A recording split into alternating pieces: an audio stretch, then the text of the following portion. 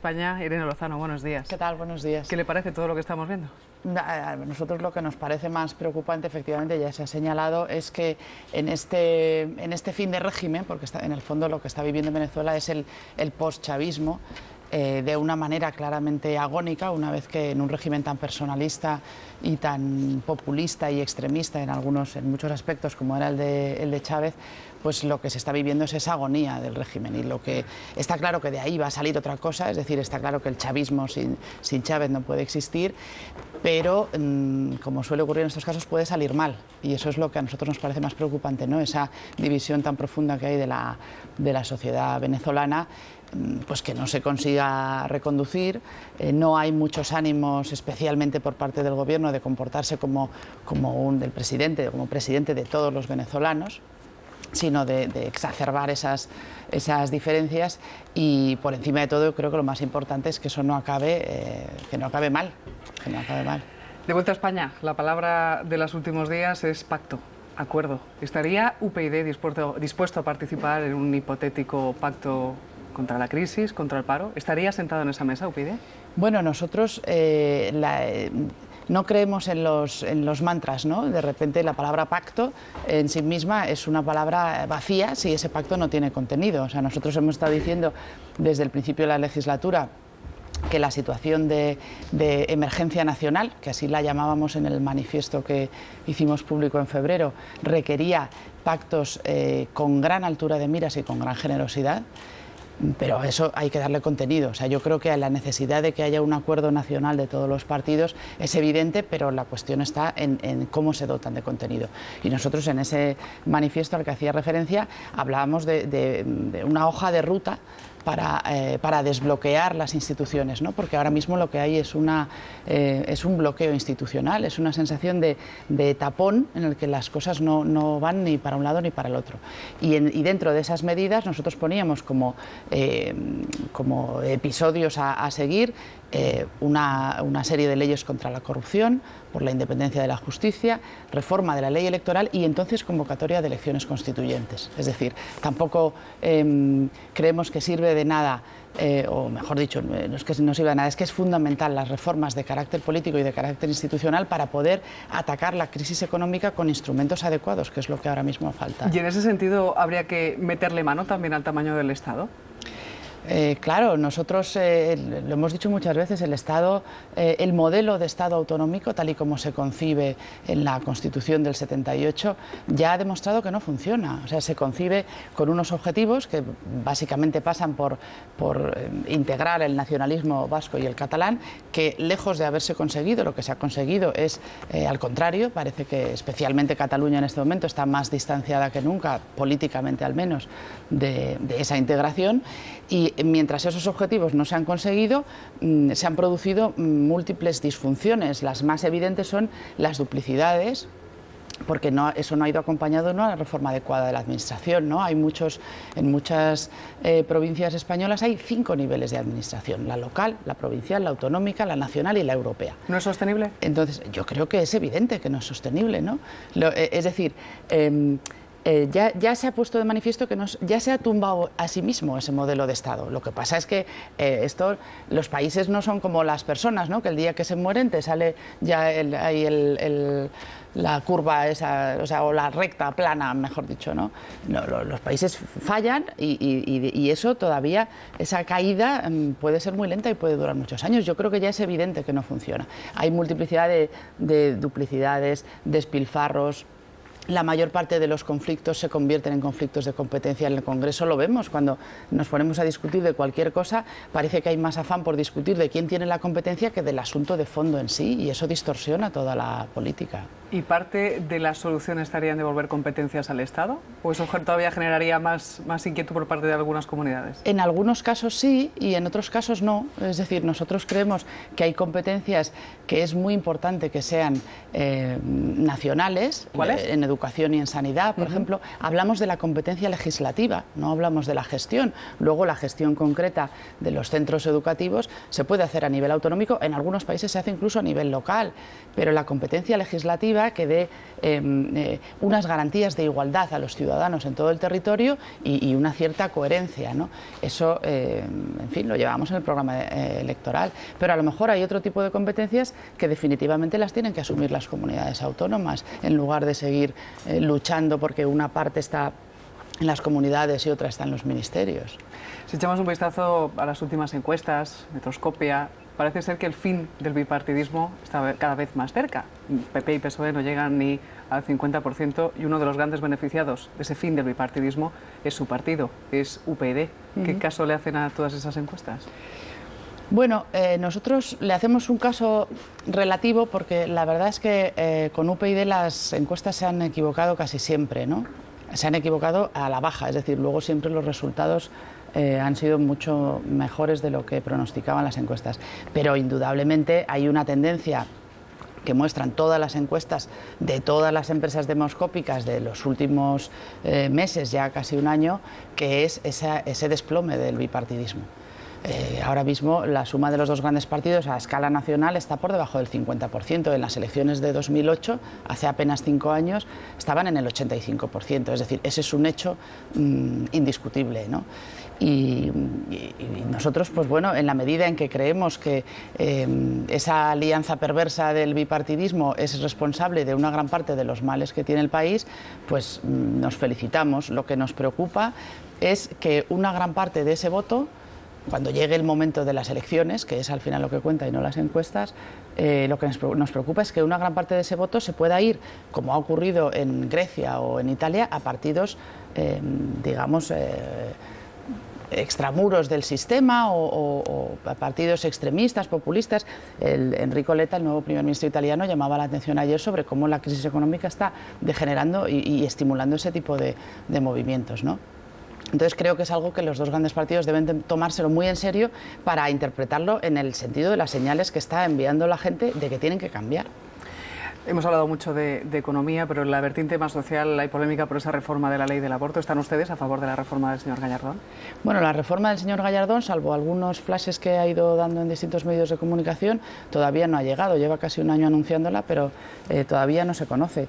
Nosotros, a mí me parece muy evidente que ese es un tema que el Partido Popular sabe que es profundamente ideológico desde el punto de vista de los partidos, porque paradójicamente desde el punto de vista social es un tema absolutamente transversal, es decir, enfrentarse a una decisión sobre si abortar o no es algo que le puede ocurrir a las mujeres de cualquier posición política, de cualquier clase social, de cualquier edad, hasta cierto punto. Entonces, lo que a mí me parece muy claro es que el Gobierno trata de distraer la atención con esa reforma de las cuestiones que le están yendo mal y trata de aglutinar a su voto, digamos, más fiel, o que podría ser más fiel, ¿no? Entonces, desde ese punto de vista nos parece nefasto que se utilice un asunto tan delicado como el del aborto con esos fines políticos. Y en cuanto a la reforma concreta, pues nosotros, ya lo dijimos la legislatura pasada, somos partidarios de una ley de plazos de verdad, no que mezcle plazos y supuestos como la actual. Y por lo tanto tendremos que esperar a ver. No parece, por lo que ha dicho Gallardón, más bien va en el sentido contrario, en volver a una ley de supuestos, eliminando incluso algunos de los que había, pero hasta que no veamos el texto concreto pues no podemos saber. Ese asunto del aborto está enfrentando básicamente a Partido Popular y Partido Socialista sobre todo. ¿Tiene la sensación de haberle marcado un gol a los socialistas con la querella que han presentado por las preferentes? ¿A los socialistas en concreto? Sí, de adelantarse. Bueno, quien dice que ustedes han adelantado y han sido los más valientes, permítame la expresión, los que han tenido la voluntad de acercarse. No es que nos hayamos adelantado, es que ellos no lo hubieran hecho nunca. O sea, ahí en el tema de las preferentes están implicados a través de las cajas de ahorro el Partido Popular y el Partido Socialista. Entonces no es que vaya, como se nos ha adelantado UPyD, ya no lo hacemos, no lo hubieran hecho jamás, porque están implicados ellos mismos. Hablamos de una querella en este caso contra un expresidente de la Comisión Nacional de Valores, de directivos de Bankia, de Bancaja, la de Blesa. Cada Madrid. La de Blesa, sí. ¿En esa van a ampliar también su querella contra los políticos? Bueno, nosotros estamos a la espera de ver cómo evoluciona el caso judicialmente. O sea, ya dijimos que cuando presentamos la querella de Bankia, que en un principio, como donde pusimos el foco fue en la salida a bolsa, que es donde nos parecía que había elementos delictivos claros, pues en ese momento se dirige contra los 34 dirigentes de la entidad, sin perjuicio de que a medida que vaya avanzando la instrucción puedan ir requiriéndose otras actuaciones y la acusación de... O sea, no cerramos ninguna posibilidad, claro, todo puede ocurrir. Nosotros tampoco cerramos ninguna posibilidad, en todo caso abrimos la posibilidad que nuestros analistas también le pregunten a Irene Lozano. Pilar. Hola, buenos días. Usted ha hablado de partidos extramuros, del peligro que por la crisis o por el momento que hay puede suscitar ese tipo de partidos.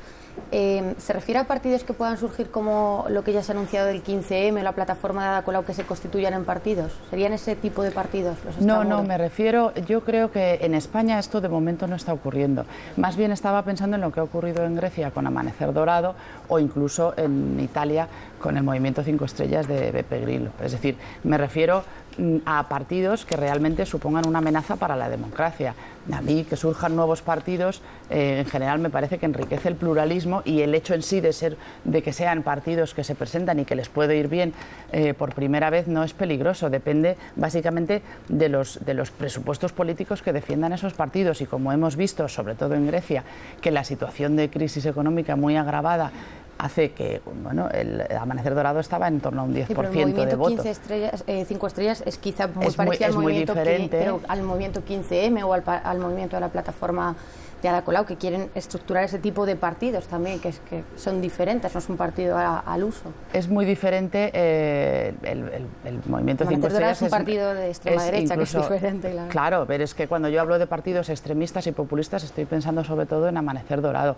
El movimiento 5 estrellas es un partido muy extraño en el sentido de que ni siquiera tiene estructura, de que muchos de sus candidatos han llegado a esas candidaturas a través de vídeos que mandaron por internet, etcétera, pero creo que en estos momentos lo más amenazador para la democracia en Europa son partidos extremistas como Amanecer Dorado.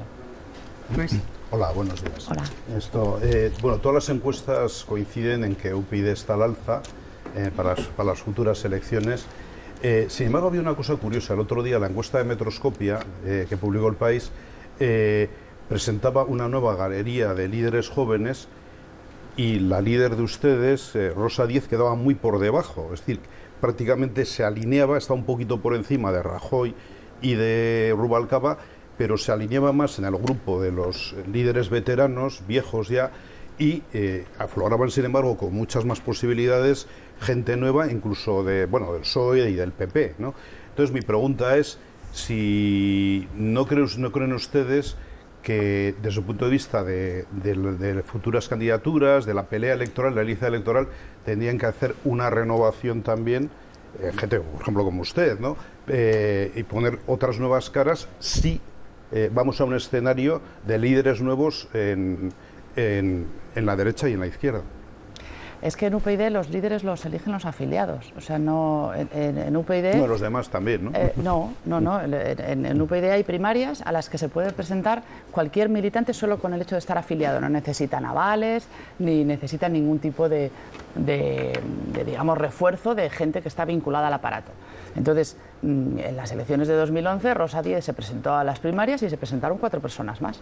Entonces, si en las próximas elecciones, cuando se haga ese proceso, sale otro líder distinto de Rosa Díez, pues será nuestro candidato. Es que está por decidir. Marisa. Y lo deciden los afiliados. Si en próximas elecciones se confirmara que UPyD no solamente sube, que parece que sí por lo que dicen las encuestas, sino que se convierte en bisagra entre los dos grandes partidos, tal y como están ahora las cosas, UPyD, ¿por quién se inclina? ¿Por PP o por bloque de izquierdas, PSOE, Izquierda Unida? Bueno, esa situación ya se ha dado y a nosotros nos gusta decir que preferimos que se nos juzgue por lo que hacemos más que por lo que decimos. Eso se ha dado en Asturias. En Asturias el único diputado de UPyD era el que tenía la llave para dar la posibilidad de gobernar o bien al PP y Cascos o bien al PSOE más Izquierda Unida. Y entonces nosotros lo que hicimos en un proceso que fue además absolutamente transparente, porque ese documento se hizo público a la prensa al mismo tiempo que se le dio a los demás partidos, es plantear en un documento una serie de exigencias que considerábamos imprescindibles para dar nuestro apoyo. En algunos momentos de esa negociación sobre ese documento parecía que Cascos estaba dispuesto a aceptarla, en otros parecía que era el PSOE, en otros podía ser el PP, y finalmente la posibilidad de llegar a un acuerdo sobre ese documento fue con el Partido Socialista, y por eso le dimos nuestro apoyo. Este es el mecanismo y este es el mismo que vamos a utilizar en el futuro. Quiero decir, nosotros no nos creemos eso de que haya un bloque determinado de derecha o de izquierda. Nosotros lo que creemos es en las políticas concretas y en los compromisos concretos que sean capaces de alcanzar los partidos, y con el que lleguemos a un acuerdo sobre esos compromisos concretos y por escrito, pues le daremos nuestro apoyo. Esta mañana, a través de su cuenta de Twitter, hemos visto que anunciaba que venía a los desayunos. No sé si usted ha tenido algún encontronazo con las redes, como ha tenido su compañero Toni Cantó. En nuestro bloque informativo hemos visto otra nueva metedura de pata. Bueno, a mí me ha pasado lo de Toni Cantó y la gente no se ha puesto así, o sea que también él paga el precio de su popularidad, ¿no? Y yo creo que nadie puede decir el que esté libre de pecado que ponga el primer tuit, ¿no? O sea, yo he puesto un artículo sin darme cuenta que era de hace un año y a continuación he puesto, oye, os pido disculpas que había un error en el artículo, y no ha pasado nada. Lo que pasa es que Toni lo está haciendo muy bien como diputado, se le da muy bien todo lo que hace, lo está haciendo muy bien en Valencia, cada vez tiene más apoyos, y entonces eso hay mucha gente a la que les molesta. ¿Pero eso es incompatible con tener un poquito más de cuidado? No, también se puede tener un poquito más de cuidado, pero en fin, que es una nimiedad absoluta, ¿no? Bueno, quizás en este asunto que hablábamos hoy en el bloque informativo no era tan importante como el día que dijo aquellas cifras de violencia machista. Claro, y por eso aquel día se disculpó 4 veces o 5, o sea, efectivamente aquello fue un error, y esto ha sido, en fin, una nimiedad. Pues agradecemos a Irene Lozano que haya estado esta mañana aquí en directo en los desayunos en la 1 de Televisión Española. Muchísimas gracias por sus explicaciones. No, gracias a ustedes. Bueno.